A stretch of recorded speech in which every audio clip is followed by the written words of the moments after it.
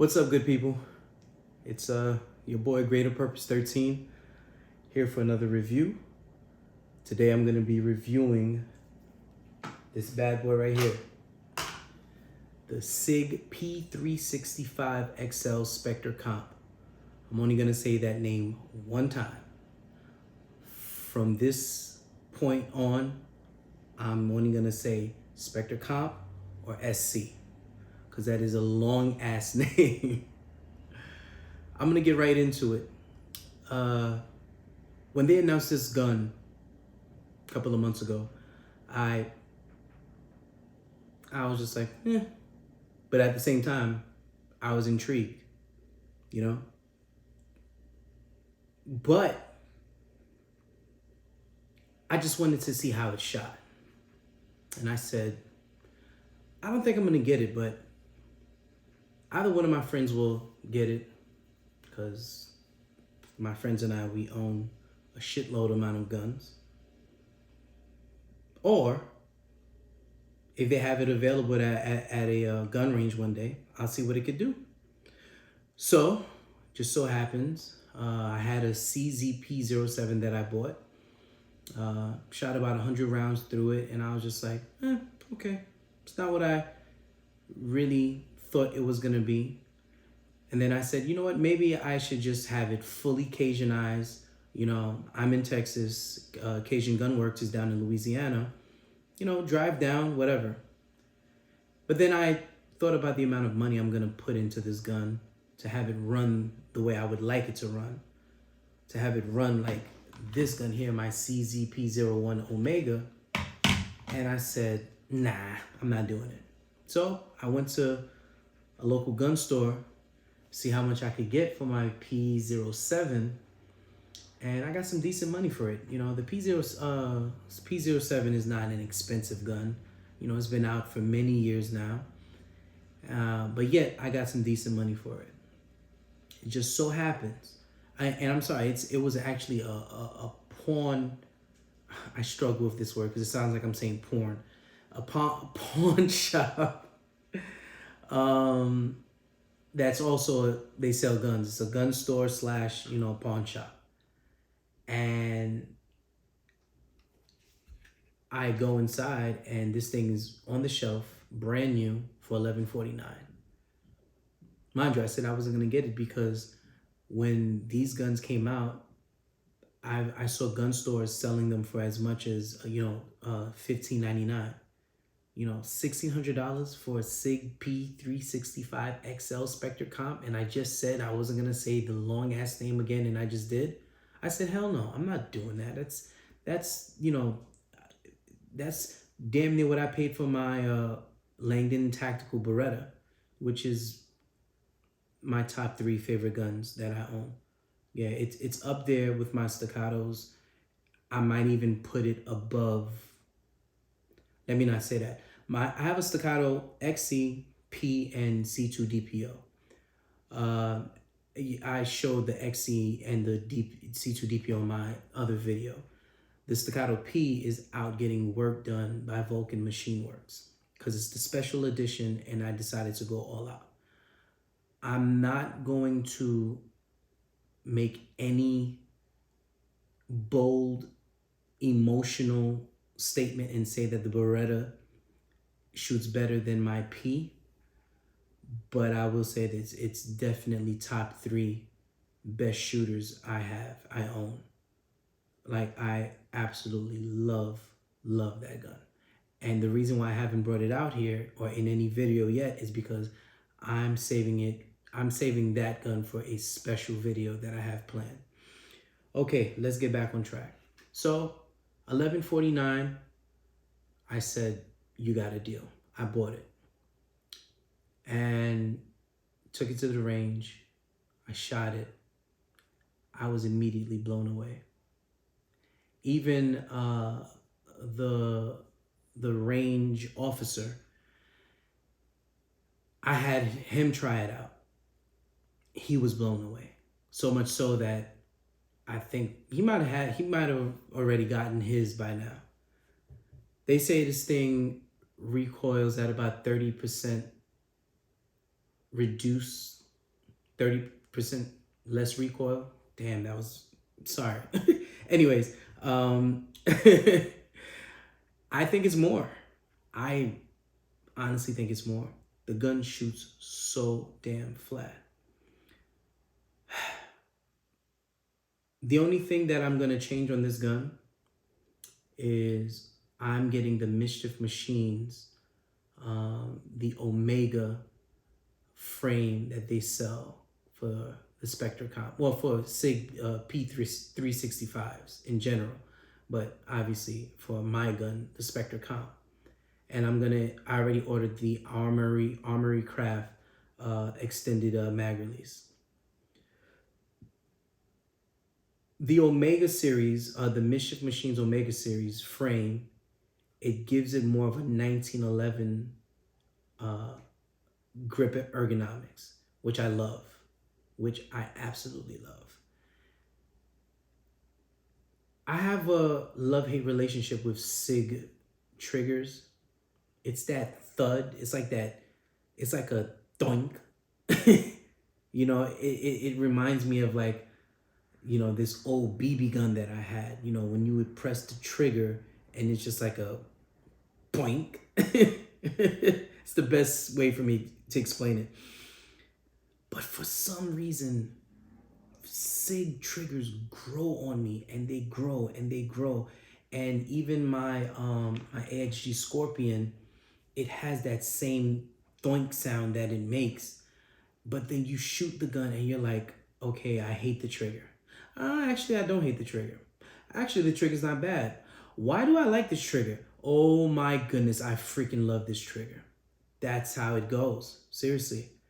And I don't know. I just, because I'm definitely going to make this part of my EDC rotation, which every gun here on this table at some point was or is part of my EDC rotation. I'm definitely not going to mess with the internals of this gun. I'm just not. You know, I'm a huge advocate for reliability. You understand? I've seen so many companies that make, you know, aftermarket triggers and change the spring, and, you know, you reduce the take up on this, and, you know, you get blah, blah, blah, you know, changing out sear spring, and, you know, putting in a new firing pin. And I'm just like, what the freak are y'all thinking? Like, you're never going to surpass the stock reliability of how you buy the gun. The way you buy the gun stock is at max reliability. That's the peak. That's the most reliable the gun will be.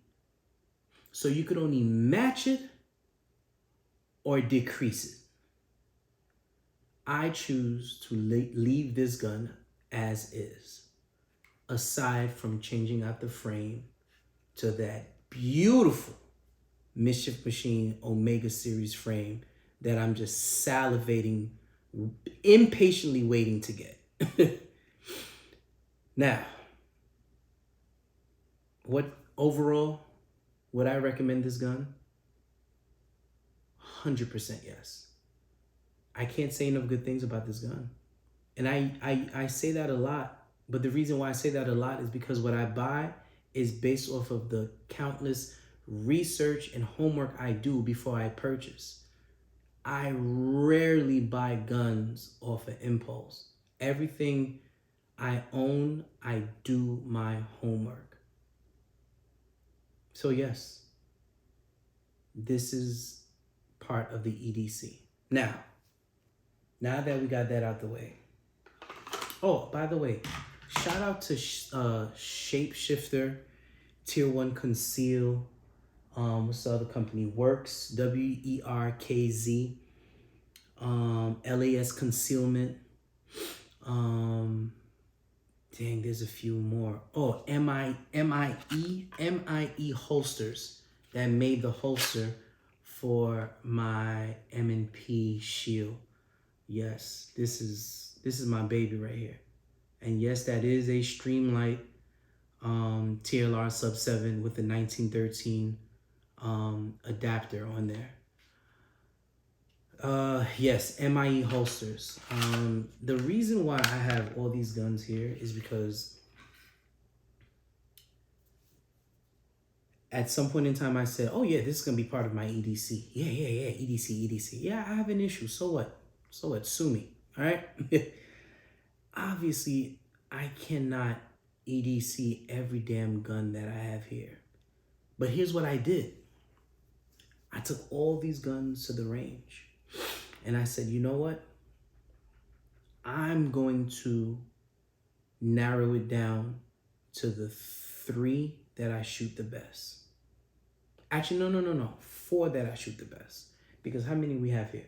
We got the Walther PDP, Spectre Comp, that's 2, Glock 19, 3, C2 DPO 4, AXG Scorpion 5, CZP 07 Omega 6, M&P Shield 7, Glock 48 8, and it's an ant. Glock 48 number 8, and the M&P 2.0 with the flatty trigger. That's the new model that recently came out. That's 9. So I said, all right, I'm going to narrow it down to the 4 that I feel I shoot the best. Sadly enough, I shot them all really, really good. You know, I'm not Jerry Mitchellek. I'm not trying to be. I'd like to be, but I'm not trying to be. I'm trying to be the best version of me. But I do know how to shoot. That I do. Now, with that said, which ones did I shoot the best? I'm going to give you from number 4 to number 1. Number 4 on the list.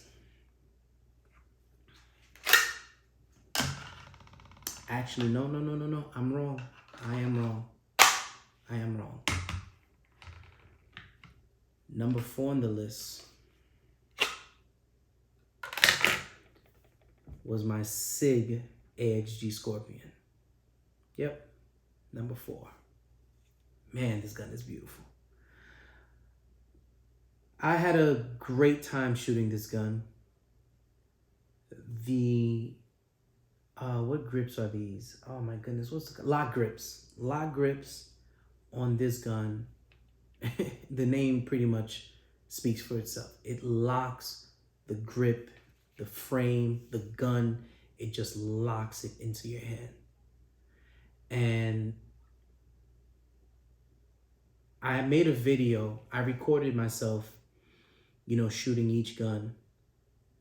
And this gun probably had the second least amount of recoil because of these grips. And usually, you know, SIGs are known for being, you know, whatever, top heavy, you know, they have significant amount of recoil. But the way this thing sits in my hand, the way it locks into my hand, oh yeah, I shot this thing lights out. But it was still number 4. It was still number 4. Number 3. Number 3 on my list.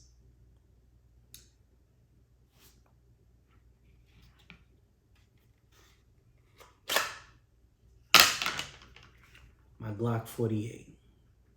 Yep, my Glock 48 MOS.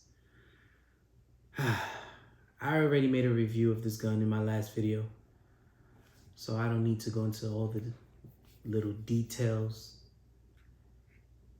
But between this Apex trigger shoe and this, oh my goodness, this, not the frame, I can't even think right now.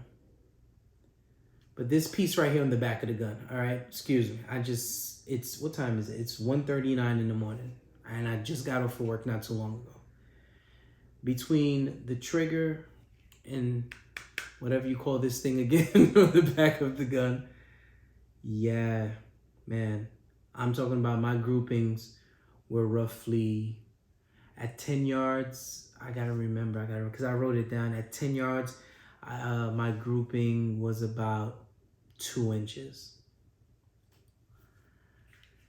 I can't believe how well I shoot this gun. This gun just blows my mind. Now, sidebar. This gun, I shoot extremely well as well. I'm really good with this gun. But here's the thing about M&Ps. The way I present,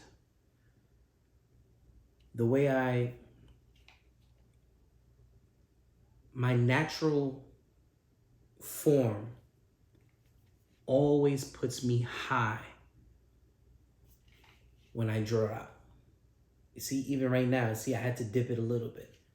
So now I find myself overcompensating for that. You see? So that's the reason why this and my M&P 2.0 didn't make the cut. But when it comes to, that's not it. When it comes to tightest groups, oh, the Smith & Wessons are up there. Absolutely, absolutely. Number 2 on my list, it was actually a tie. Now, what am I basing this off of? You know, what was, you know, the, how was I scoring this? Tightest group, most comfortable grip, fastest for me to draw out, fastest for me to find the red dot. There was something else. Oh, and which one I can shoot the fastest and still maintain, you know, a nice group.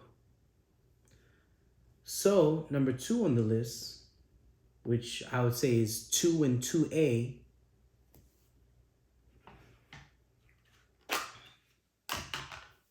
this bad boy right here.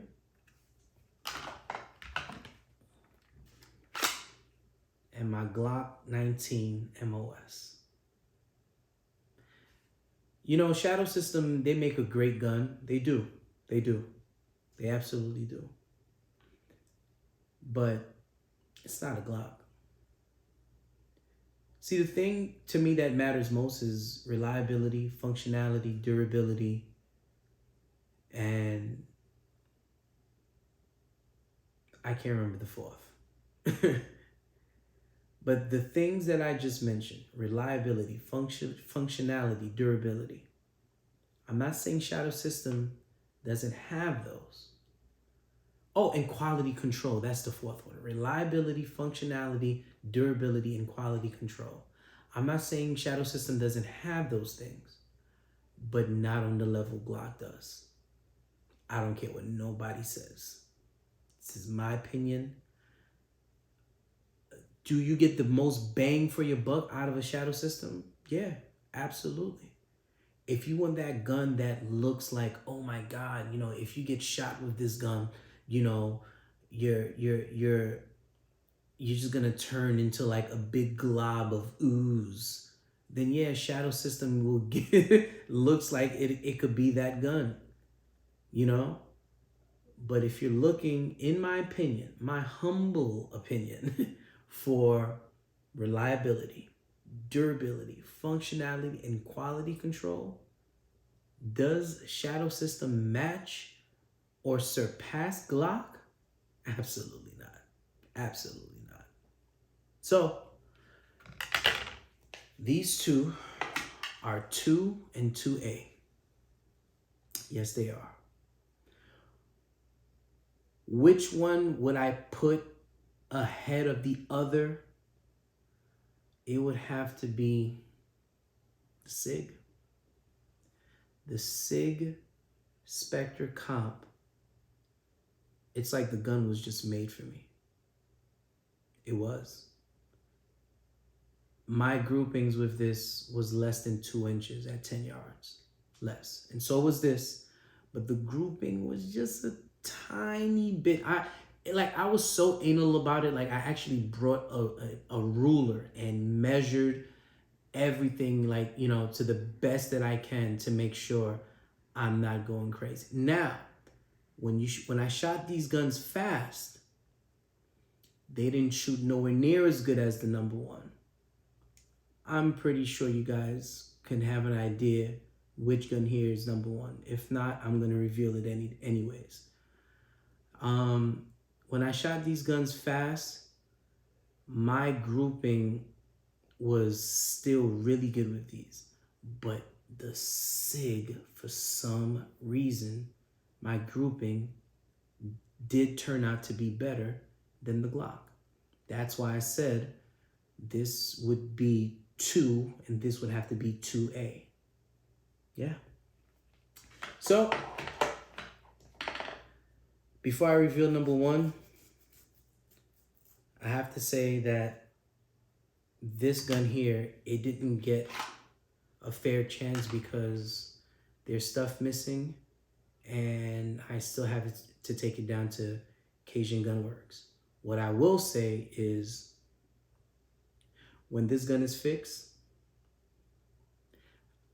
I'm willing to take, I'm going out on a limb and saying, if this isn't number one, it'll be 1A. And I'll just leave it there. My Walther PDP, great gun. It is. I shot it well. But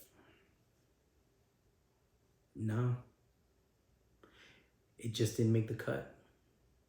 It just didn't make the cut. Now, as far as, you know, fastest to get back on target and sight acquisition, Walther PDP. Walther PDP. But for me personally, comfortability, holding the gun and not having to readjust my grip, you know, I don't know. It's just, the gun is great, but I find myself shoot, pow, pow, pow, and then it's this. Pow, pow, pow, pow, pow, pow, pow. This. Pow, pow, pow, pow, pow, pow, pow. This. Yeah. So, because of that, it didn't make the cut. But none of these guns that I own are chumps, are losers by any possible measure. Number one on the list, the reigning champ, Staccato C2 DPO. Yeah. There's nothing more I need to say. It's just, this is Big Daddy. This is the king. This is the king. This is the king. 10 yards, my grouping was barely an inch at 10 yards. Barely an inch. But I don't want to exaggerate. We'll just call it an inch. Rapid firing at 10 yards, 4 inches. And that's great for me. I'm totally fine with that. Rapid firing, you know, God forbid I'm in a life-threatening, you know, situation and I got to defend myself by using lethal force. Aiming this, you know, to stop a threat in the chest area. Letting off 6 shots in, let's just say, 1 or 2 seconds. And those 6 shots are spread around a 4-inch, you know, grouping. I'm fine with that. I'm fine with that. I could live with that. But let's just hope the Heavenly Father doesn't ever put me in that position. But I will be prepared. You just have to be. Because I don't go looking for trouble. But you never know when trouble may find you. Yeah. Yeah. This is king. This is king. 1-inch grouping, 10 yards. Flattest shooting.